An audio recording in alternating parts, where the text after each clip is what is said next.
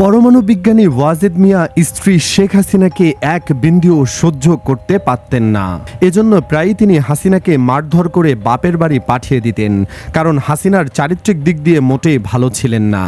স্বামী রেখে হাসিনা একজন হিন্দু যুবকের প্রেমে হাবুডুবু খেতে শুরু করেন। এমনকি সজীব ওয়াজেদ জয় ওয়াজেদ মিয়া নাকি হাসিনার প্রেমিকের সন্তান তা নিয়েও বিতর্ক হয়। হাসিনার প্রেমিক কে ছিলেন এই হিন্দু যুবক? এছাড়াও হাসিনার অবৈধ সম্পর্ক নিয়েই আলোচনা করব এই ভিডিওতে। চলুন মূল ভিডিও শুরু করা যাক। হাসিনা ও মৃণালকান্তি দাস নামে এই যুবকের প্রেমের গল্প কোনো উড়ো খবর হিসাবে বাজারে আসেনি, বরং এটি লিখিত আকারে উঠে এসেছে একটি বইয়ে। আলোচিত বইটি হলো আমার ফাঁসি চাই, যার লেখক মতিউর রহমান রেন্টু, যিনি আবার হাসিনা পরিবারের দেখাশোনার দায়িত্বে ছিলেন।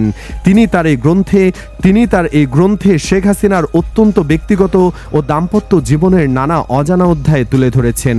1981 সালের 17 মে এক দীর্ঘ নির্বাসন শেষে বাংলাদেশে ফিরে আসার পর থেকে তার স্বামী ডক্টর এম.এ. ওয়াজেদ মিয়ার সাথে শেখ হাসিনার দাম্পত্য সম্পর্ক কখনোই একজন স্বাভাবিক স্বামী স্ত্রীর মতো ছিল না। স্বদেশে ফেরার পর তারা কোনো দিন বা কোনো রাত একসঙ্গে কাটাননি। ডক্টর ওয়াজেদ মিয়া মহাখালীর আণবিক শক্তি কমিশনের কোয়ার্টারে অবস্থান করতেন। অন্যদিকে শেখ হাসিনা মহাখালীর সেই কোয়ার্টারের মাঝে মাঝে গেলেও এক রুমে থাকতেন না।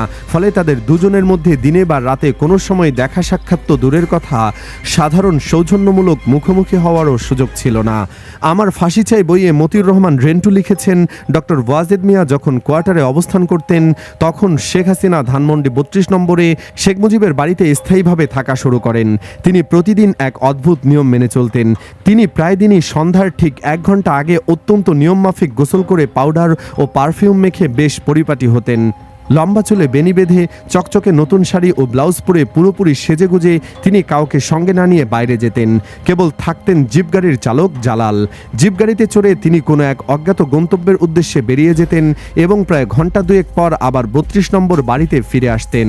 রেন্টু সাহেবের দাবি অনুযায়ী দিনে বা রাতের অন্য কোনো সময়ে শেখ হাসিনা গাড়ি নিয়ে একা বের হতেন না। এই যে নির্দিষ্ট সময়ে প্রতিদিন হাসিনা নাকি মৃণালকান্তির সাথে দেখা করতে যেতেন।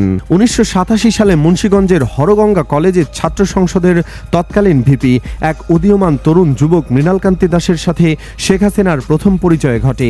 এই পরিচয়ের পরপরই মৃণালের প্রভাব ও অবস্থান দ্রুত পরিবর্তিত হতে থাকে। খুব অল্প সময়ের মধ্যেই হাসিনা মৃণালকে ধানমন্ডি 32 নম্বরের ঐতিহ্যবাহী শেখ মুজিবের বাড়িতে ডেকে আনেন। গভীর রাত পর্যন্ত শেখ মুজিব ভবনের লাইব্রেরি কক্ষের ভেতর থেকে দরজা বন্ধ করে শেখ হাসিনা ও মৃণালকান্তি দাস ঘন্টার পর ঘন্টা ফিসফিস করে কথা বলতেন এবং হাসাহাসি করতেন।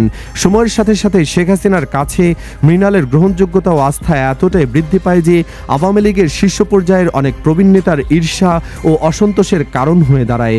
তৎকালীন তরুণ এই ছাত্রনেতার ক্ষমতা শেখ মুজিব ভবনে এতটাই বেড়ে গিয়েছিল যে তিনি যে কোনো প্রবীণ রাজনৈতিক ব্যক্তিত্বকে তুচ্ছ তাচ্ছিল্য করতে দ্বিধা করতেন না।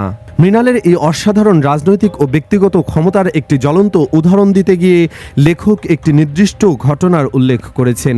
1990 সালে আওয়ামী লীগের তৎকালীন অত্যন্ত প্রভাবশালী কেন্দ্রীয় জেনারেল সেক্রেটারি সৈয়দা সাজেদা চৌধুরী কোনো এক কাজে শেখ মুজিব ভবনে এলে মৃণালকান্তি দাস তাকে চরম অপমান ও অপদস্থ করে বাড়ি থেকে বের করে দেন।